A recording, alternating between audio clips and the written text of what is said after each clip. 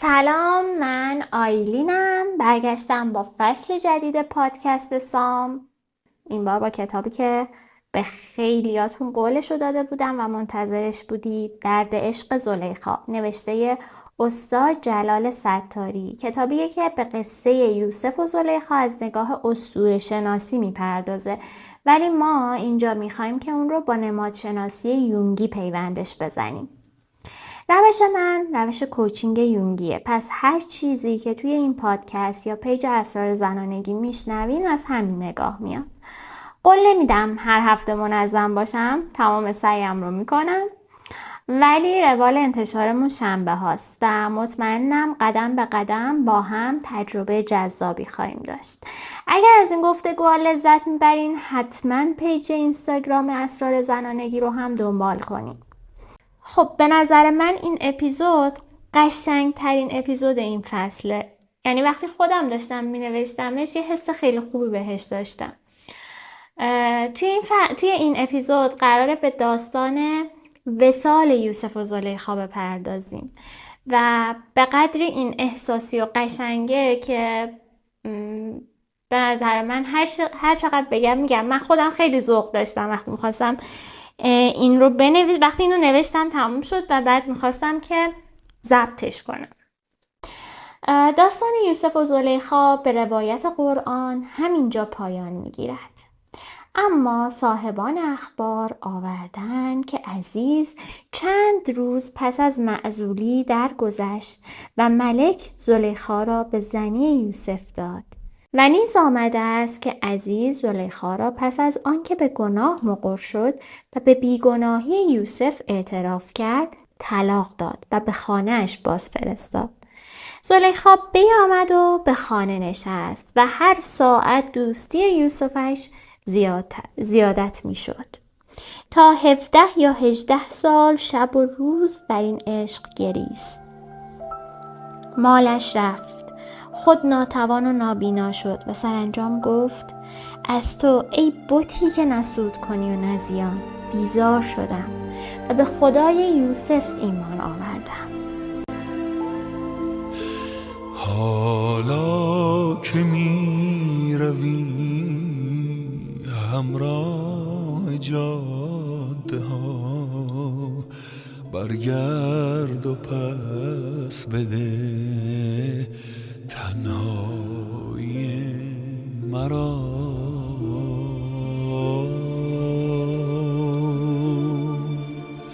بی خاطرات تو، بی آرزوی تو، دل را کجا برم، شب گریه را کجا. دیگر تنها گریه عالم را میداند، از عشق دلتنگی هایش میماند. جا ماندی آهی دل ای موج بی ساحلی. دیگر تنها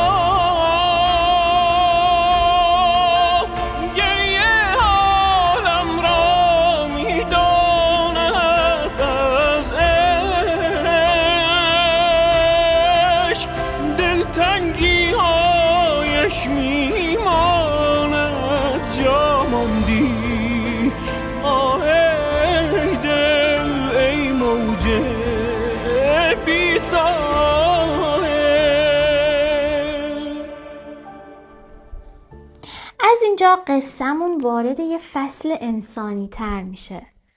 پایان آیه ها و آغاز تجربه بشر. زلیخا از قله قدرت به قعر فقر میفته. از ملکه مجلس به یه زن تنها بدل میشه. از یه زیبایی سوزاننده به یه بدنی فرسوده با چشمای نابینا تبدیل میشه، اما عشقش خاموش نمیشه، اتفاقا پخته تر میشه تا جایی که باور قدیمیش رو یعنی همون بت بی اثر رو رها میکنه و میگه خدای یوسف، من درموندم، منو دریا. در همون روزها دل به دل راه دارد. درون یوسف هم شوقی جوانه میزند. نه شوق تملک، شوق دانستن حال او. میگوید کاش میدانستم زلیخا را چه شد. اگر خللی در کار و معاشش هست دستی بگیرم که بر من حق هاست. آن روز که زلیخا چنین تضرع میکرد، تقاضای دیدار زلیخا از دل یوسف نیز سر بزد. یوسف آن روز به هوای دیدار در کویهای شهر گشت تا به سر کوی زلیخا رسید. و زلیخا نابینا و درویش چون شنید یوسف می‌گذرد به سر کوی آمد و آهی کشید. گفتند این زلیخاست که از اشک دیده مژگانش همه ریخته است. میخوام تصور کنین توی کوچه پس کوچه های مصر ظهر گرمه، گرد راه داره بلند میشه، توی دوردست شکوه یوسف عزیز با محافظا و همراهاش پیداست. توی حاشیه راه یه پیرزن نحیفی با دستای لرزون ایستاده و مردم دارن نجوا میکنن که زلیخا اونه زلیخا. یوسف نزدیک میشه، نگاهش نرم میشه، نه مثل یه نگاه قاضی به یه متهم قدیمی، نگاه انسانی که درد زلیخا رو داره میبینه. به روایتی زلیخا خود را می اندازد بر سر راه، یا میبیندم یا زیر سم اسب ها میروم. میترسانندش، یوسف از تو رنج بسیار دیده، مبادا ببیندت و مکافات کند. اما زلیخا لبخند تلخی میزند و میگوید شما کرم او را نمیشناسید. یوسف گفت این زلیخای ماست. زلیخا نره‌ای زد و بیهوش شد. چون به هوش آمد یوسف پرسید تو را چه رسید؟ گفت یا یوسف، آن وقت که با جمال بودم یک بار نگفتی از آن منی. اکنون که بیرو و ضعیف و نحیفم مرا آن خود مینامی.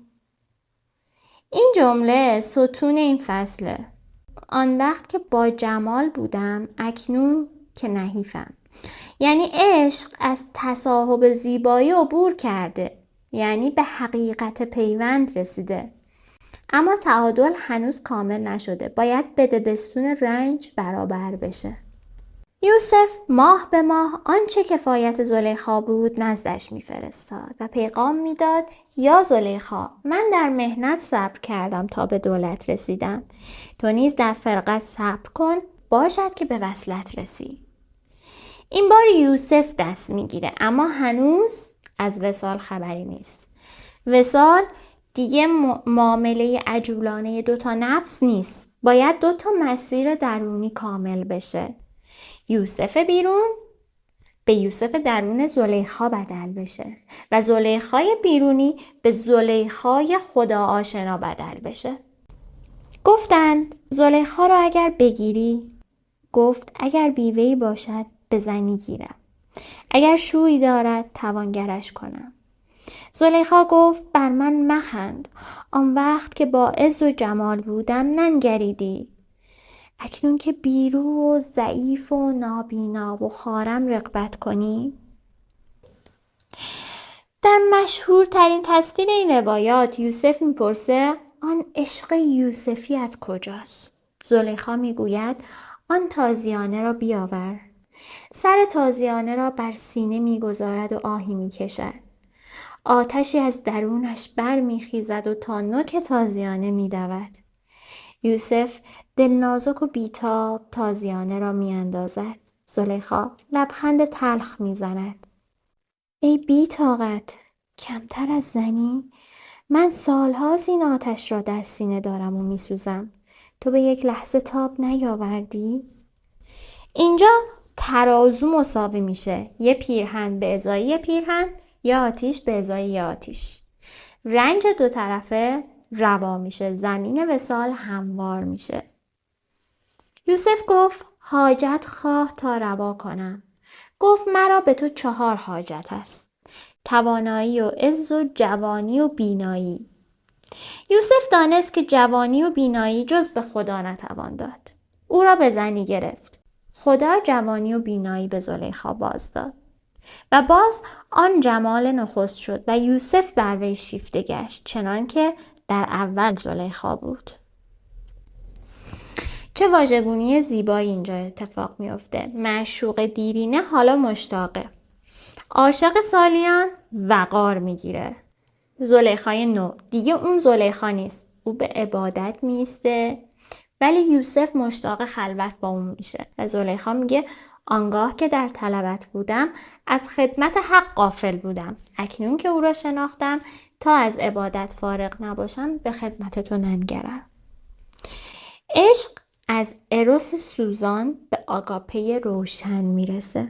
از تصاحب به تعالی میرسه. و آوردند که به قرینه پیراهن یوسف زلیخا نیز روزی برخاست تا برود. یوسف دامنش بگرفت، دامان در کشید و پیراهنش بدرید. همانجا که آن روز پیراهن یوسف پاره گشته بود. گفت به پاداش گناه من رسیدی، یومون به یوم و قمیسون به قمیسن. نه تو را بر من منتی ماند و نه مرا از تو خجالتی. ببینید اینا همه روایاتی هست که قصه گوها گفتن و سینه به سینه نقل شده. قصه گوها با این تصویر عدالت شاعرانه رو کامل میکنن. یعنی هیچ کسی به دیگری فخر نداره. هر دوشون رنج دیدن، هر دوشون آموختن، هر دوشون رشد کردن. اکنون وصال نتیجه پختگیه، نه نتیجه زور و فرصت. و گفتند زلیخا 4 یا 18 سال در حباله یوسف ماند و فرزندانی آمد. و اما وقت نزع یوسف گفت زلیخا را خبر مکنید، طاقت فراق ابدی ندارد. چون درگذشت زلیخا آگاه شد، 2 چشم خیش برکند و بر سر تابوت نهاد و گفت چشمی که جمال یوسفی نخواهد دید کو این جهان فانی را. آن چشم نمیخواهم.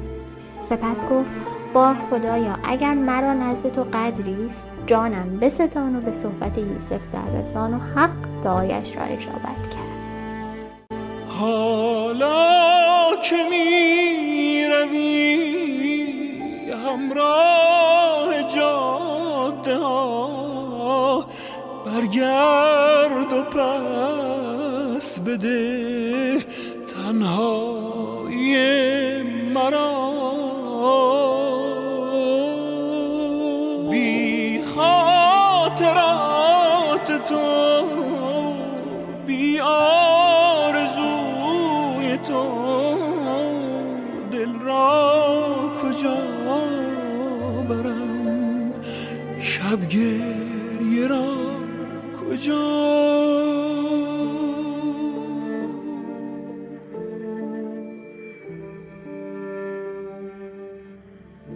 قصه با مرگی دوگانه ختم میشه، اما لحن ختمش اندوه توهی نیست. نوعی اطمینان توش هست که این عشق از تنگنای خاک عبور کرده. قصه گوها میگن رود نیل خوش شد تا هر دو رو توی میان آب به خاک بسپارن که برکتشون تا سراسر ولایت بره. یعنی نماد باقی ماندگی معنا میشه این قضیه. یوسف هم فقط یه مرد بی‌عیب و نقص نبود. اولش کارش بیشتر دفاع بود. نگفتن، دوری کردن، اجتناب کردن. اما کم کم یاد گرفت از دل رنج خودش دل بقیه رو هم ببینه. دیگه فقط پاک دامنی نبود. یه جور مهربونی و مسئولیت هم اضافه شد. یعنی از یه نه مقدس رسید به یه بله پخته. این تغییر بخش مهمی از رشدشه. قصه تازیانه و آتش که بهتون گفتم، خود منم برای اولین بار توی این کتاب خونده بودمش. یعنی هیچ وقت نشنیده بودمش. یه پیام قشنگی داشت و پیامش این بود که رابطه وقتی سالم میشه که درد و رنج توی 2 طرف عادلانه باشه. یکی همیشه قربانی نباشه، اون یکی همیشه قهرمان باشه. هر دو طرف باید سهم رنجشون رو بپردازن. یعنی وقتی این تعادل اتفاق میفته، اون وقت دیگه وصال به جای یه تکرار زخم میشه یه رشد، حکم رشد رو پیدا میکنه. یونگ میگفت توی روان هر زنی همیشه یه یوسف هست، یه صدای مردونه قدسی الهام بخش که جهت میده به اون زن. و توی روان مرد هم یه زلیخا هست، تصویر زنونه و پر از شوق و زیبایی و خطر شیرین. این قصه میگه تا وقتی این دو بخش توی درون ما آشتی نکنن، بیرون هم نمیتونیم رابطه سالمی بسازیم. زلیخای آخر قصه همون زن پالوده توی درون اون مرد است و یوسف آخر قصه هم همون مرد مهربون توی درون اون زنه. آخر سرم این قصه شبیه به یک کیمیاگری میشه، یه آتیش خامی که اول همه چی رو میسوزونه، بعد کم کم تبدیل میشه به نوری که زندگی میده. بت میمیره، ایمان زنده میشه، فقر بیرونی میاد، دل غنی میشه، چشم بیرونی کور میشه، چشم دل باز میشه و پایان قصه پر از رنگ سرخه. نه سرخی آتیش خام، سرخی عشقی که پاک شده و حالا به خدا وصله. زلیخا توی این قصه فقط یه شخصیت تاریخی و اسطوره‌ای نیست. اون تصویر تمام زنهایی که با میل، با خواهش، با عشق، با شکست درگیر شدن. طبق نظریه یونگ هر کدوم از ما یه سایه داریم. سایه یعنی بخشایی از وجودمون که بهشون اعتراف نمی کنیم یا به خاطر قضاوت جامعه پنهونشون میکنیم. برای زنها این سایه معمولا همون میل زنانه، جسارت یا حتی هوسه. همون چیزی که به ما گفتن نباید داشته باشی، نباید بگی، نباید بیان کنی، نباید نشون بدی. همین چیزایی که ما خیلی باهاش آشناییم. زلیخا اول قصه سایه‌ش رو زندگی میکنه. عاشق میشه، میل داره، بی پرده میگه بیا.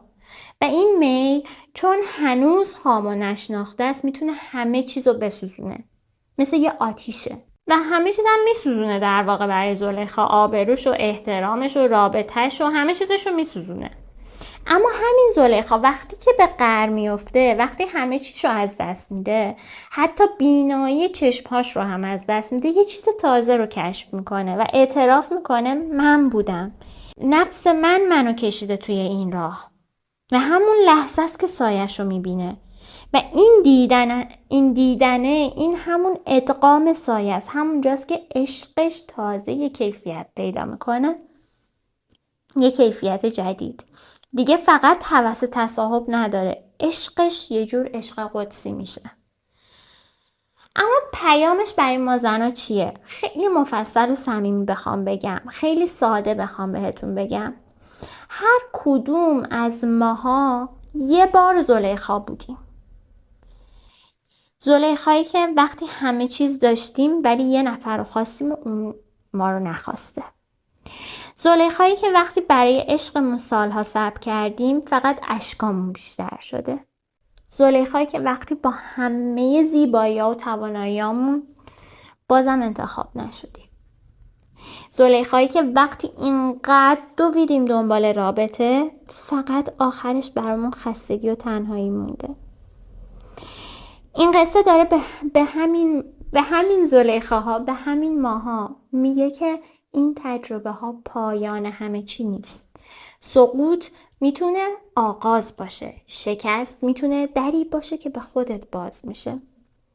زلیخای آخر قصه یه زن متحول شده است، زنی که میلش رو میشناسه ولی اسیرش نیست، زنی که میدونه زیبایی ظاهری گذراست اما زیبایی درونی اونیه که حتی خدا هم به خاطرش دوباره جوانی و نور رو بهش برمیگردونه. زنی که یاد گرفته عشق فقط گرفتن و تصاحب نیست. عشق یعنی رشد، یعنی تعالی، یعنی پیوندی که تو رو به خدا نزدیکتر میکنه. و اینجاست که قصه به ما زنها یه آینه میده. توی این آینه داره به ما چی میگه؟ میگه اگه حس کردی، اگه حس میکنی شکست خوردی، بدون هنوز میتونی دوباره بلند شی. اگه سالهاست برای کسی گریه کردی، بدون اون اشک‌ها میتونن تو رو به روشنایی برسونن. اگه فکر میکنی همه چیزت رو از دست دادی، بدون هنوز میتونی خودت رو پیدا کنی. راز زنانگی اینه که تو با میلهات بجنگی ولی نابودشون نکنی. بشناسیشون، رامشون کنی و ازشون قدرت بسازی. راز زنانگی اینه که بدونی حتی توی نابینایی، پیری، فقر هنوز میتونی جوون باشی. هنوز میتونی زیبا باشی، چون زیبایی تو به ظاهرت نیست، از درونت میاد. زیبایی یه زن نوریه که از درونش ساطع میشه، نه فقط چهرش، نه فقط شکل و فرم بینی و چشم و ابرو و لبش. در واقع اون انرژی درونی ماست که زیباییمونو به چهرمون میده. راز زنونگی اینه که به جای اینکه اسیر عشقای خام بشی، عشق رو پالوده کنی و به نور تبدیلش کنی. و این قصه به ما میگه هیچ زنی باخت کامل نداره. حتی زلیخایی که همه چیزش رو باخت، در آخرش به وصالی رسید که نه فقط با یوسف بود بلکه با خدا بود. پس تو هم اگر که زلیخای زندگیت هستی، اگه سالهاست با سایه ها دست و پنجه نرم میکنی، بدون که میتونی از دل همین آتیش دوباره متولد بشی. اون موقع دیگه هیچ چیز و هیچ کسی نمیتونه تو رو نابود کنه و هیچ چیز و هیچ کسی نمیتونه تو رو از خودت جدا کنه. بزن عقب، دوباره این جمله های منو گوش بده. تا اپیزود بعدی، خدا نگهدار.